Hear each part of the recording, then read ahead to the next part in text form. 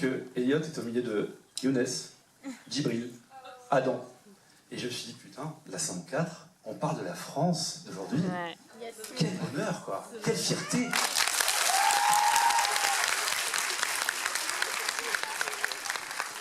Et aussi une très bonne nouvelle, les amis, parce que tu sais, je vois les dramas. On suit les dramas.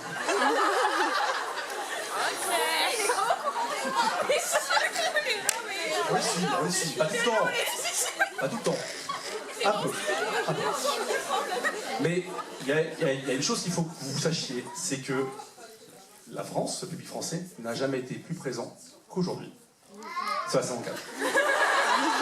Eh bien oui, dont toi. Donc, merci à vous. On continue cette belle aventure et on va appeler des gens du cast, non? Bah ouais. Agnès, est-ce que tu es prête? Agnès, les chaînes des enfers. La meilleure tension là, Je vous rassure, ils sont bien là.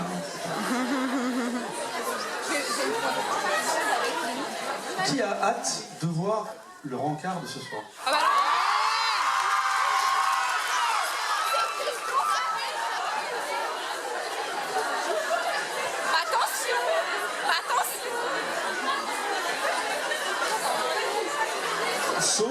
Sauf si Nice a écrit que Ingrid a enfermé l'imam dans sa chambre.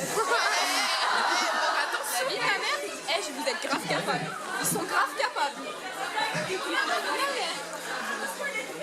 Il y a un rencard, voilà. Ouais. Vous allez tous péter. Ah, Agnès, t'es chez les enfers. C'est parti.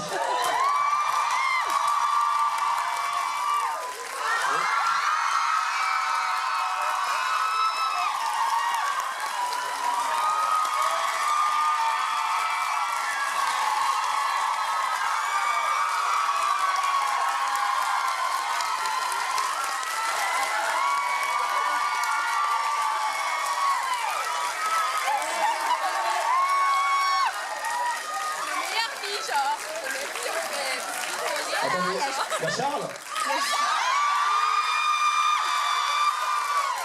Il y a un couple modèle, attendez. Il y a Arthur. Mais attendez, il y a un pro de la balançoire qui est là. C'est leur première production. Un torrent d'applaudissements pour tout notre merveilleux casting.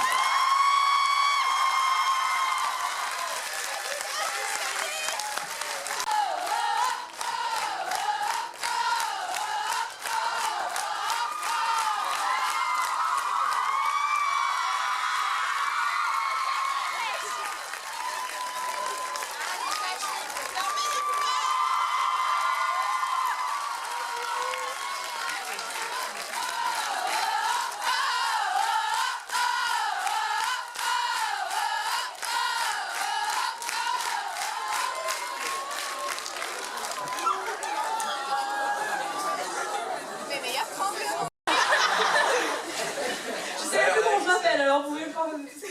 Bref, donc comme vous êtes sur la baby, non,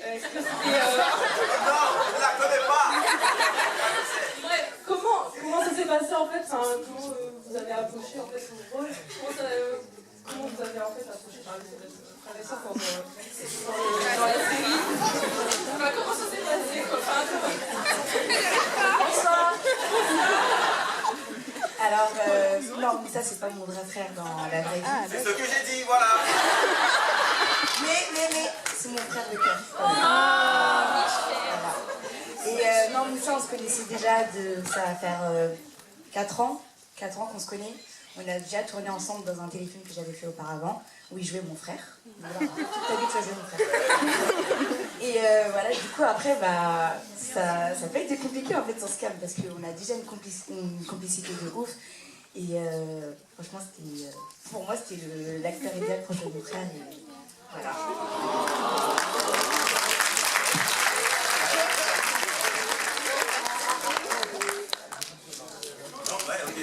Bonjour, salut. Non, ouais, c'est vrai qu'on a été tourné ensemble il y a 4 ans. Ça s'était hyper bien passé. Et finalement, bah, on est resté amis dans la vie. Et du coup, c'est vrai que c'était assez simple. Je la vanne tout le temps dans la vie. Donc c'était assez simple de rester sur ça. Voilà. Et je voulais savoir comment vous avez fait pour être un groupe tous aussi soudés?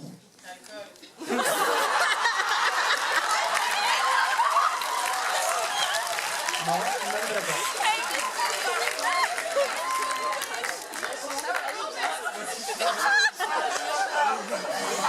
Je te jure, la meilleure nuit blanche ensemble.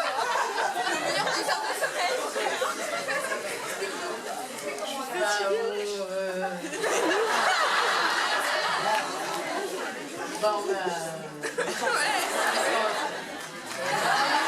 Moi, je bois pas, donc...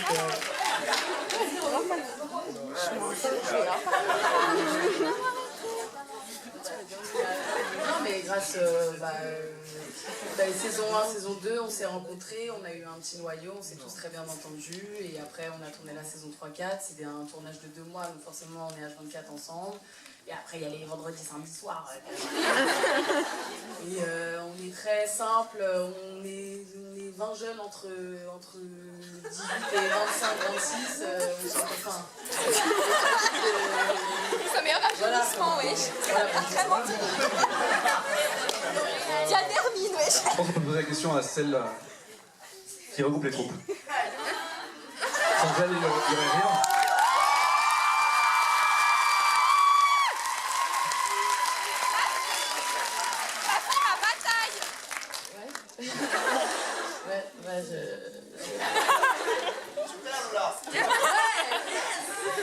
Non, bah voilà. Bonjour à tous, grâce à ça. Et ça, et tous ces gens trop bien. Voilà. Je te rends le micro. Alors, on va casser un peu le mythe, hein, je vais te le dire, parce que moi, pour le coup, Papa David, ça veut dire quoi aussi? Il est tous merveilleux, hein. Tous merveilleux. Mais il me fatigue comme les gosses. Par contre, pas loin quand même. Pas loin quand même. Oui, là ça? Oui, tu comprends pas? Hein, c'était très bon le dîner chez tes parents, merci. La vieille promesse de fin de tournage, tu sais. Là, je t'invite à manger chez mes parents, tu vas découvrir vraiment mon intimité. Dis-moi plus tard. La meilleure disquette, wesh. Ceci étant, ce que vous ressentez, vous, devant vos écrans, vient en grande partie de ce qui se passe en coulisses. Parce que, à un moment donné, tu sais, quand ils sont 25 à l'écran, et les séquences arrivent où ils seront 25-30 à l'écran. Sans rire, hein, sans rire. Je me rappelle Carole qui m'appelait pendant le tournage des séquences en disant « Ça va? Ça se passe bien ?» Voilà, il est 21h, je m'apprête à couper mon téléphone. Bonne soirée. Et j'étais avec tout ce petit monde là, sur le plateau. Mais une grande partie de la magie que vous ressentez, c'est parce qu'entre eux, déjà, c'est magique. Il suffit de poser une caméra à peu de choses près et de les laisser envahir l'écran. Donc voilà, ils sont merveilleux. Je suis très très fier d'eux. Nous aussi, hein.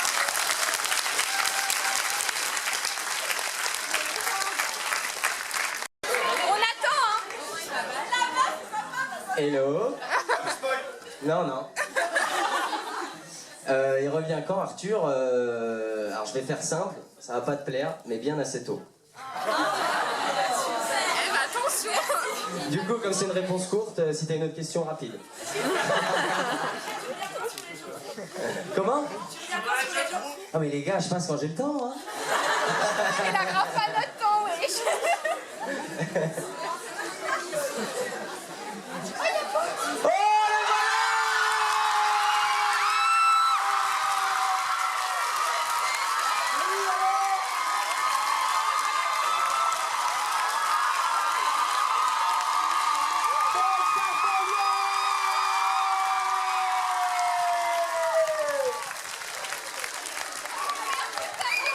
Vous avez vu qu'il y a Basile qui arrivait ou pas? C'est quand qu'on le revoit lui aussi, du coup. J'ai l'impression, après que je me base d'être sur des rondiers, hein, que vous êtes On n'a pas légèrement de nouvelles des attendus. deux. Bonjour, Paul. Très bien, très bien. Tu as vu, il y a Daphné là-bas, t'as vu ou pas? Prends ton temps, il n'y a aucun problème, vas-y. Voilà le Tu fais but la qu'on bise à parle. tout le monde. Salut. On dirait nous quand on a des beaux projets, wesh. Ben voilà, la bise quoi. Oh, j'aime.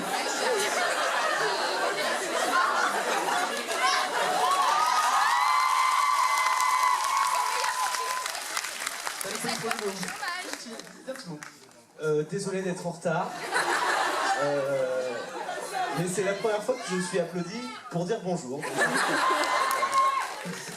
Bonjour tout le monde.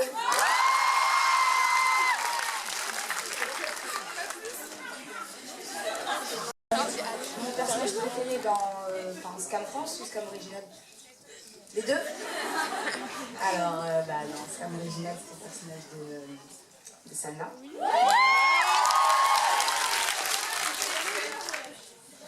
Et sur Scam France... David, wesh. Sur Scam France, je kiffe le personnage de Daphné.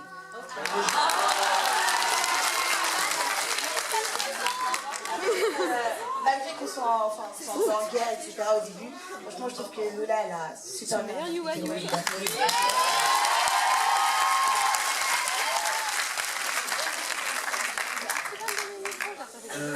Alors moi je dirais Arthur.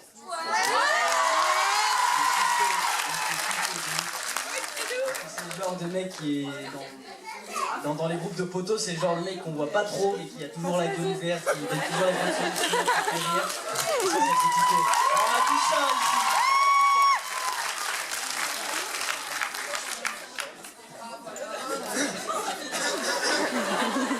Basile. Regarde. Un génie, ça.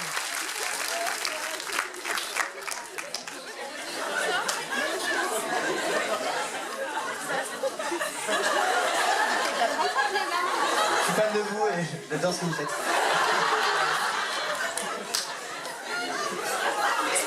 Il s'est grave bien noté. Moi aussi, c'est ma première projection, donc je suis super contente d'être là. Et déjà, je voulais remercier vraiment la fille qui avait lu le texte au début parce que c'était improvisé ou c'était une chorégraphie. Et est-ce que c'est possible de faire une démo?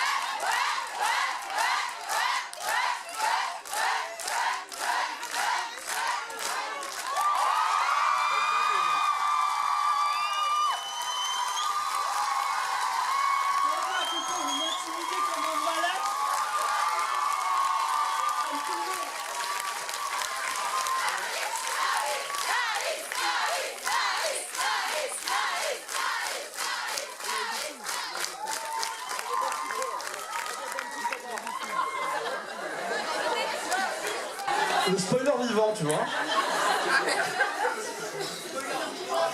Et du coup, ma question c'est juste, ça fait pas qu'il y aurait une projo, t'étais où avant?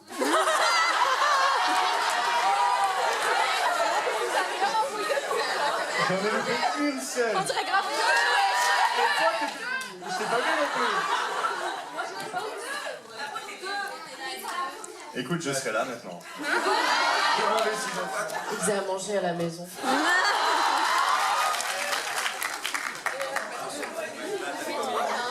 Je ne posais pas de question, je voulais juste mettre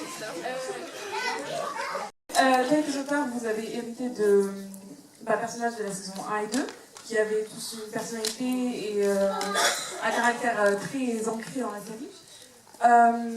Est-ce que en arrivant dans le processus de la saison 3 et 4, est-ce que parfois tu t'es dit que tu voulais changer certaines choses par rapport à leur caractère, ou que certaines choses ne collaient pas, quand tu voulais leur changer, ce que tu comprends? Ouais, je comprends.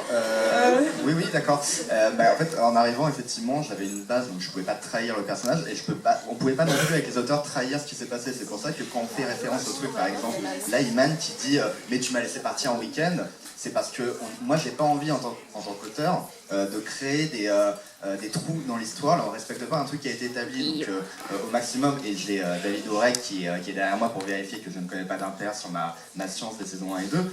J'essaie de coller à ces trucs-là, sur la personnalité des personnages.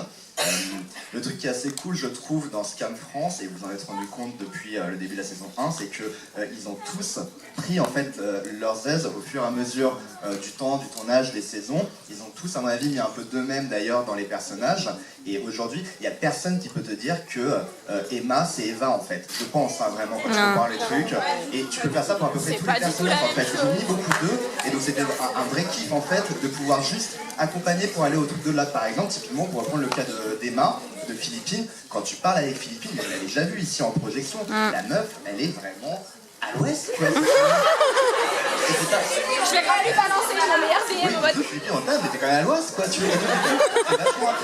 C'est vachement intéressant de pouvoir te dire que tu peux intégrer ça au personnage et d'écrire pour eux, d'écrire des dialogues pour eux. Il y en a pour qui c'est plus ou moins évident parce que c'est des personnalités plus ou moins établies. Les nouveaux personnages, j'en parle pas, évidemment, là on peut se sacrifier. Mais après, ce que dit Assa, effectivement, Assa, elle est venue nous voir en Writer's Room au début de l'écriture de la saison 4 pour nous parler en fait pas de Iman, mais de nous parler de Assa. Et nous, notre but après, ça a été de se dire, ok, qu'est-ce qu'on peut mettre de Assa dans Iman pour que quand Assa retrouvera Iman au tournage, elle se dise, c'est bon, je l'ai, je sais exactement qui est Iman. C'est la première fois qu'on est dans l'intimité d'Iman. Si tu veux, c'était important pour moi et pour tous les auteurs que Assa, elle arrive en disant, pas de problème les gars, ma saison, je la porte. Parce que c'est personnage et moi ça, parce que je le comprends, parce que je suis d'accord avec ses choix, ce qu'elle dit, ce qu'elle fait, etc. quoi. Donc on a intégré ça au processus d'écriture. Et après, ce qui s'est passé avant, et vous en souvenez bien, sur les 1 et 2, il y a des trucs là où c'est super. Je suis ravi de traiter des trucs qui existent. Il y a des trucs qui sont là. Et je suis obligé de traiter ces choses-là. Vous avez tous parlé du départ de Manon et Charles à Londres. Ça, c'est un truc qui est établi. Vous savez pourquoi ça a été fait dans la version originale.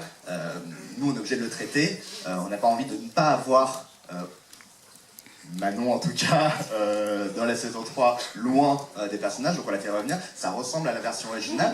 Évidemment, parce qu'en fait, on veut la ramener parce que à la base, c'était pas prévu dans la version originale, mais comme les saisons 1 et 2 sont très proches de la version originale, bah, on est obligé de dealer avec pour assurer une continuité. Donc il y a des trucs, si tu veux, je les ai pas choisis, est-ce que j'aurais fait différemment? Probablement. Sur les personnages, par contre, je trouve qu'il y a un truc vraiment génial qui a été fait sur le travail qui a été fait avant que nous on arrive, c'est qu'ils ont tous donné leur couleur aux personnages, ils ont tous impulsé quelque chose des personnages, et je trouve que ces persos, enfin, moi je les adore, et j'ai totalement envie, je regarde jamais un épisode de Scam France en pensant à Scam original en plus. C'est-à-dire qu'ils ont tellement pris le pas sur les personnages que je vois que eux en fait, je vois pas du tout la version originale. Ça répond à la question? Paradoxalement, on n'est pas une séquence élue. Parce que finalement, quand les deux étaient là, ça allait être un peu un manchot pour passer à côté. On va le dire clairement. La plus dure a été une séquence qu'on attendait le deuxième jour quand Mika et Manon viennent au soutien de. Parce que. Alors franchement, bravo, genre. Parce qu'on ne connaît pas très bien toi et moi, mais tu sais, je suis un peu un rock, je pleure jamais. Ah, moi non plus. Comme approche, je pleure jamais. Je pleure jamais, je rentre sur scène en pleurant. Mais si tu veux le problème, le truc, les deuxième jours de tournage, c'est la séquence 4 dans la journée. Et tu sais que si tu ne l'as pas, si tu ne passes pas ce moment, si tu vis pas ce moment sur le plateau, t'es mal pour le reste de la saison. Et j'ai terminé, on a fait une prise, on s'est regardé avec Marilyn qui, elle sait ce que c'est que de tenir une saison sur les épaules. Elle savait que j'allais prendre Axel à part et qu'il allait se faire secouer. Clairement. Et le regard, elle le connaissait, elle a baissé les yeux. Elle savait. Et ce qui s'est passé, tous, oui, ça, oui, effectivement. J'y viens sur saison 4 rapidement. Et ce qui s'est passé juste derrière, sur ce canapé, m'a littéralement dévasté. Ah bah nous aussi, hein. Mais tu sais, je vais te dire une chose, quand toute l'équipe, c'est le deuxième jour de tournage, on est sur Canal Saint-Martin, il fait beau, mais toute l'équipe son regard en disant « Mais attends, ça n'a pas été joué en fait, on l'a tous pris dans la gueule. » Bah nous aussi, hein. Oui, je sais bien. Mais imagine qu'il restait encore 3 séquences à tourner derrière, ça n'a pas été simple. Donc celle-là a été la plus dure parce que la plus décisive, et parce que c'est le moment où tu as l'impression que « Waouh, mon bébé, notre bébé, commence à avoir une jolie bouille. » La séquence la plus dure de la saison 4 Elle est pas encore passée. n'est pas arrivée. Pas de spoiler. Évidemment. N'est pas arrivée. En fait, elle arrivera bientôt. Elle arrivera bientôt. Parce que, en fait, littéralement, les conditions autour de Iman et Sofiane étaient épouvantables. En gros, clairement, en plus, c'était le premier jour de tournage de Laïs, Sofiane. Et en gros, personne ne pouvait jouer la séquence dans ces conditions. Et pour tout te dire, quand on a vu le montage, je me suis dit, mais quel délire. J'avais envoyé des messages de warning à Carole, ma productrice, en disant, ça va être en enfer, regardez, il y a un vacarme dans tous les sens, je suis furax. Et elle me dit, David, attends, il y a un truc, hein. Regarde-les. Regarde-les. Et là, Jill, notre directrice de post-production, s'est déchaînée pour qu'on entende et qu'on les ressente. Et là, je te le signe, c'est de la pure magie qui vient. Ah mais je d'un te endroit crois. où on n'est pas vu. Je te crois. Vous n'êtes pas prêts. Non, personne n'est prêt. Vraiment. Attention. Voilà. Marie pleure pas.